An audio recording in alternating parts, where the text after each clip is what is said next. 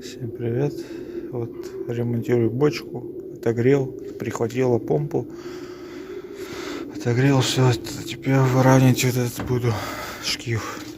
Его кто-то таскал и загнул туда. Ремень неровно стоит. Теперь будем сейчас выравнивать.